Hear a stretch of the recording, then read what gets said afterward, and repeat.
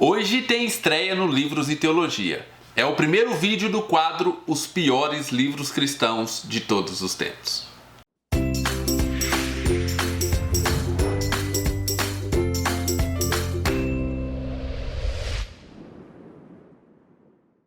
Olá pessoal, sejam bem-vindos ao canal Livros e Teologia. Meu nome é Rafael Pablo e hoje tem estreia aqui no canal. Conforme prometido, nós temos a estreia do quadro Os Piores Livros Cristãos de Todos os Tempos. Lembrando que o livro de hoje foi escolhido por vocês em votação. Eu já desconfiava que vocês votariam nesse livro. Então, simbora falar do livro Bom Dia Espírito Santo, do Benny Hinn. E esse vídeo vai ser dividido em 3 fases. Primeiramente vou fazer uma breve introdução, depois vou falar dos pontos positivos, e sim, ele tem pontos positivos, e depois nós vamos falar dos pontos negativos. E eu vou começar falando a respeito da edição desse livro e como a Thomas Nelson Brasil consegue, mesmo em livros mais simples, fazer edições assim primorosas. O espaçamento entre linhas e o tamanho da letra é bem agradável para a leitura, ainda que não tenhamos as folhinhas amarelas. E esse livro conta no final dele com um epílogo e também com tópicos de discussão e estudo. Antes de continuar falando do livro, eu gostaria de tecer um pequeno comentário. Eu estou achando que vocês não sabem o que realmente é um péssimo livro. Porque, sinceramente, eu não acho que esse livro deveria entrar nos piores livros cristãos de todos os tempos. Sim, ele tem erros conceituais, erros doutrinários, mas o livro não é ruim de se ler, ok? Eu já li livros doutrinariamente bem conceituados e bem embasados, mas que é muito pior do que ler esse livro aqui. Algumas partes do livro ele me deixou bastante interessado, principalmente quando ele conta... Não, melhor deixar quando eu for falar dos pontos positivos. Bem, vamos deixar de churumelas e vamos então para os pontos positivos desse livro.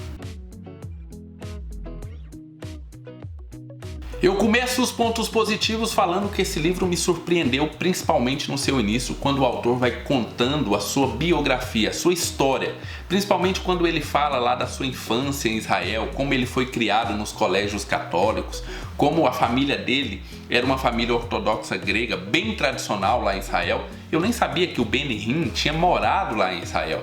E essa parte introdutória, essa parte biográfica, eu achei muito interessante e achei que o autor sabe realmente contar a história dele. Uma das coisas que eu achei mais interessante nisso é como ele vai contando ali a sua infância, a sua adolescência e quando ele se converteu, mas em certo momento ele deixa aquilo em suspenso para retornar ao final daquela história mais na frente, num capítulo lá na frente. Deixa você curioso, querendo saber qual que foi o desfecho daquela história que ele estava contando. Então são pontos que eu achei bem interessantes, principalmente no início do livro. Outro ponto que eu achei bem interessante é quando o Benny Hinn fala a respeito da sua conversão.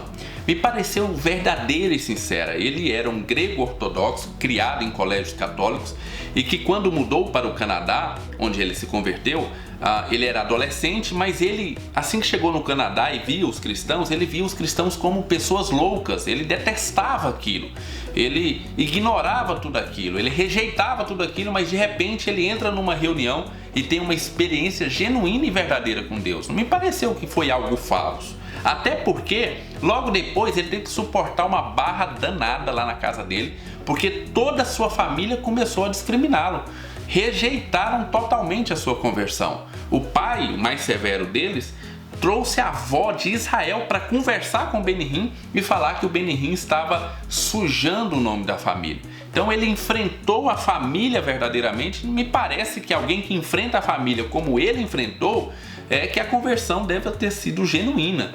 Então, ao meu ver, não tem como pelo menos alguém alegar que a conversão do Benny Hinn não é genuína ou não foi genuína. Outra coisa interessante foi quando ele começou a descrever a respeito do Espírito Santo, e eu gostei bastante quando ele defendeu que o Espírito Santo não é uma força, não é uma energia cósmica, mas é uma pessoa. Eu sei que isso parece lógico para quem entende da doutrina da Trindade, esse tipo de coisa, mas em muitas igrejas o Espírito Santo é realmente tratado como uma energia. Ele é quase como aquele Ki lá do Dragon Ball, não é? Ou do Cavaleiros dos Zodíacos, eu nunca lembro. É um fracassado. Mas é como se fosse uma força que te enchesse e aí de repente você extravasasse. Pelo menos aqui no início do livro, deu muito claro a entender que o Benihim defende que o Espírito Santo não tem nada a ver com isso, ele não é uma força, ele é uma pessoa. E isso precisa ser defendido dentro de muitas igrejas. E eu sei que deve ter muita gente aí já torcendo o nariz, mas eu achei coisas mais interessantes nesse livro. Eu achei que alguns insights, se você vai lendo alguns capítulos onde ele fala sobre o Espírito Santo, ele tem alguns insights muito interessantes, principalmente quando ele vai começar a embasar com versículos bíblicos. Uma coisa também muito interessante que eu achei nesse livro é que, conversando com alguns cristãos, eu descobri que muitos cristãos foram inseridos na literatura cristã através desse livro.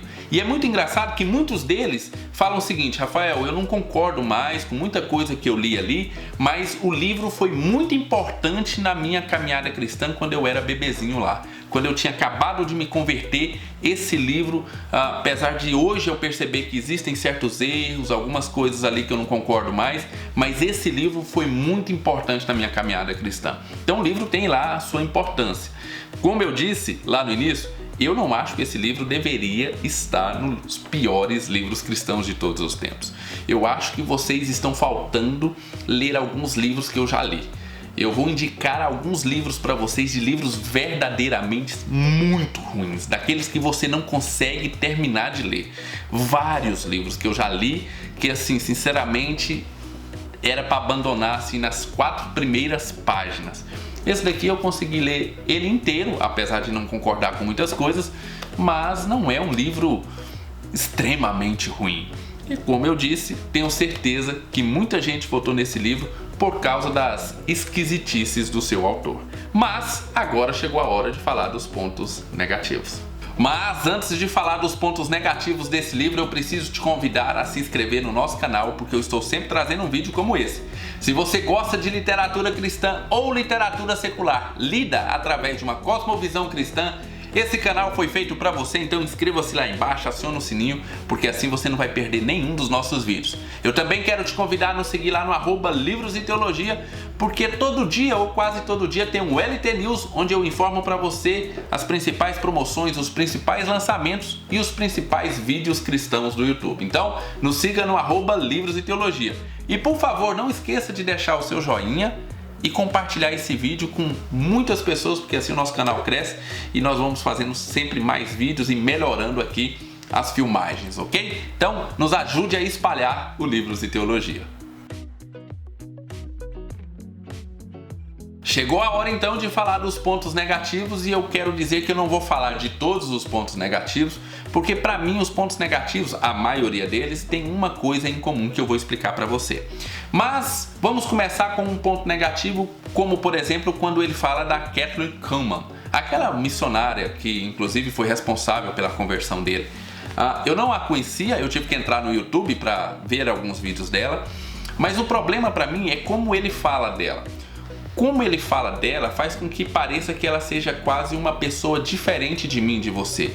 Quase como se ela fosse uma espécie assim de semideus, que para passar ou para conversar com Jesus tem que passar primeiro por ela. E isso é complicado. Quando há uma exaltação exacerbada de uma pessoa, ela provoca duas coisas ruins. A primeira é que faz essa pessoa ser vista de uma forma muito errada, como se ela fosse quase anjo. E a segunda é que faz com que eu e você olhe para nós e fala: nós nunca vamos conseguir chegar nesse nível. E isso para mim é muito ruim. Mas para mim a coisa mais complicada do livro é quando o Benihim pega as suas experiências pessoais, e eu nem chego a duvidar se ele teve ou não teve aquelas experiências pessoais. O problema é quando ele pega essas experiências pessoais e quer fazer doutrina em cima disso. Ele quer fazer daquilo que ele experimentou uma regra, quando muitas vezes aquilo que ele experimentou possa ter sido algo que Deus destinou somente para ele. Mas quando ele pega aquilo e quer transformar aquilo em um padrão, ou seja, quando ele quer falar que a forma de você ter experiência com o Espírito Santo é somente daquela forma que ele experimentou, aí a vaca vai pro brejo. E eu falo que a vaca vai pro brejo por causa do seguinte: porque o Espírito Santo tem diversas maneiras de agir.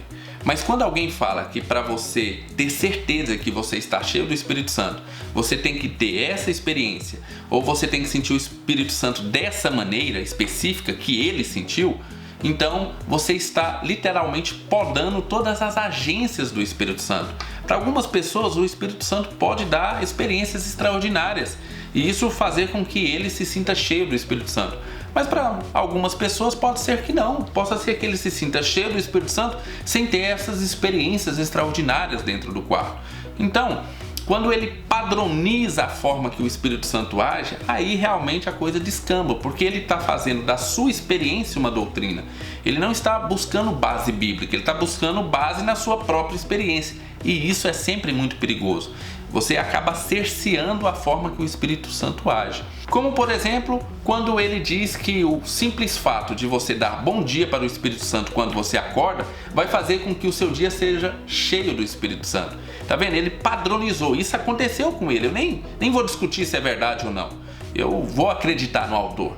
Mas talvez seja uma experiência para ele. Talvez você vai dar bom dia para o Espírito Santo de manhã e você não vai senti-lo presencialmente no seu quarto. Mas isso não quer dizer que você não seja cheio do Espírito Santo. Então, para mim, a maior parte dos problemas do livro está quando ele pega uma experiência pessoal que ele teve e transforma em uma doutrina. Quando ele fala de algumas ações do Espírito Santo, também a coisa complica um pouco. Porque olha só, teve um dia que ele estava no quarto orando, estava ali a presença do Espírito Santo e ele sentindo a presença do Espírito Santo, e aí a mãe dele chama ele para jantar. E aí ele fala que o Espírito Santo implorou para ele para que ele ficasse mais 5 minutinhos. Não. Olha, sinceramente eu não consigo enxergar isso na Bíblia e não consigo enxergar na experiência pessoal também. Se você está sentindo a presença do Espírito Santo dentro do seu quarto, é bem provável que você não vai querer comer. E não que o Espírito Santo fica te implorando mais 5 minutinhos do seu tempo, né? Assim como quando ele vai relatar a respeito de como o Espírito Santo fica chateado com algumas coisas que nós fazemos. Ele usa aquele texto, né? Não entristeçais o Espírito Santo, mas para mim ali, o texto bíblico está falando de coisas que entristecem o Espírito Santo mesmo.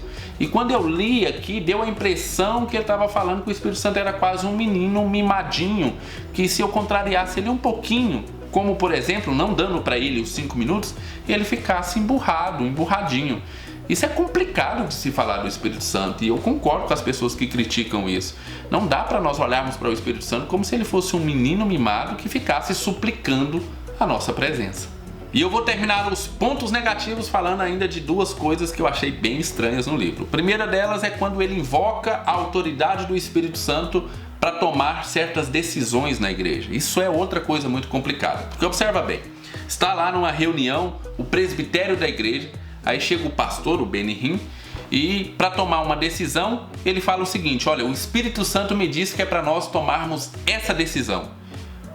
Nenhum outro presbítero, nenhum outro pastor vai contra o Espírito Santo. Não pode ir. Olha, se o Espírito Santo disse isso, você literalmente matou qualquer argumentação contrária. E quando você usa isso, é muito perigoso. Porque você já imaginou se um outro presbítero ou um outro pastor fala: mas calma aí, o Espírito Santo está me dando uma impressão totalmente diferente dessa. E aí, qual o Espírito Santo que vale? O seu ou o dele? Então tem que tomar muito cuidado. Eu acho muito ruim quando pastores utilizam assim: olha, o Espírito Santo me falou que é para fazer dessa forma. Isso é muito complicado. A não ser que seja algo expresso na Bíblia, é muito complicado porque você está usando da autoridade do Espírito Santo para impor a sua vontade. E aí você impõe a sua vontade e a pessoa que está ali por baixo não tem como discutir. Afinal de contas, você falou que o próprio Deus determinou que seja feito dessa forma. Então eu acho isso também bem complicado. E por último, e aí para mim a coisa mais complicada ainda nessas questões de ação do Espírito Santo, é a respeito de como ele pediu um sinal a respeito de qual mulher ele deveria casar. Então ele queria ali, ele já estava interessado numa mulher, numa moça ali, e aí ele pediu um sinal extremamente específico de Deus para que Deus desse para ele esse sinal de que era aquela mulher que ele iria se casar. Isso é ruim não porque eu não acho que não possa ter acontecido com ele. Pode ter acontecido com ele. Mas como eu disse, eu não posso transformar isso em uma doutrina. Porque você já imaginou, as pessoas que leem esse livro e veem essa parte, muitas vezes vão tentar fazer da mesma forma. E aí eles vão perder uma ótima esposa Porque simplesmente Deus não atendeu um capricho dele. Deus está falando com ele, Deus deu todas as coordenadas, a mulher é uma moça de Deus, ou homem, né, se for o contrário, é um homem de Deus, mas aí, como você pede um sinal definitivo e Deus não te dá, você descarta aquela pessoa e você acaba perdendo o homem de Deus para sua vida ou a mulher de Deus para sua vida. Então, como eu disse, os maiores problemas do livro é quando ele pega a experiência pessoal e quer transformar isso em uma doutrina, em uma prática. Não dá para fazer isso com o Espírito Santo. Toda doutrina tem que ser embasada na Bíblia e não na sua prática pessoal ou na sua experiência pessoal. Muito bem, então chegou aquela hora de nós darmos a nota desse livro. E para esse livro eu vou dar 6 Moshés, isso mesmo, 6 Moshés, porque toda aquela parte biográfica do Benny Hinn é muito interessante. Eu achei interessante no livro ler toda a sua parte biográfica, a parte da infância ali em Israel, como ele foi criado, mesmo quando ele se converteu e a família então começou a persegui-lo. Eu achei essa parte interessantíssima e como ele deixou essa história pausada para só lá no último capítulo nos contar como aconteceu a reviravolta. Então, essa parte eu achei que vale os 6 Moshés, né? A parte biográfica vale os 6 Moshés. E eu quero deixar bem claro que, como eu disse, esse livro não entraria nos meus piores livros cristãos de todos os tempos, porque eu conheço alguns livros de 1 Moshé, e o 1 Moshé é só porque a capa é muito bonita. Então tem muito livro ruim aí. Então gostaria que você desse a sua opinião lá embaixo, se você leu esse livro, porque se você não leu e está dando como o pior livro cristão de todos os tempos, você está dando porque você não gosta do autor, porque você não concorda com a teologia do autor, aí tudo bem. Aí isso aí é a sua opinião e nós temos que respeitar aqui. Mas eu queria a opinião das pessoas que leram esse livro e que votaram como os piores livros cristãos de todos os tempos. E a minha pergunta é, você não leu nenhum livro pior do que esse? Caramba, que sorte a sua! Você é um cara bem-aventurado, porque eu já li livros muito piores do que esse daqui.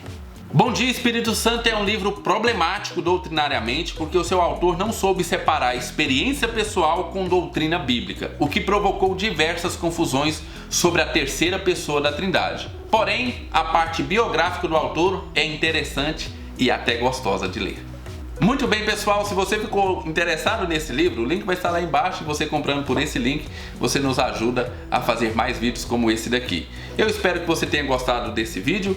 A cada 2 meses nós vamos aparecer com esse quadro aqui, os piores livros cristãos de todos os tempos. E o próximo livro cristão, ou pior livro cristão de todos os tempos, esse eu vou deixar na expectativa. Eu vou pegar um dos meus para explicar para vocês o que verdadeiramente é livro ruim de verdade. Vou ensinar o que é descer o nível. Então, fiquem com Deus, um abraço e até o nosso próximo vídeo.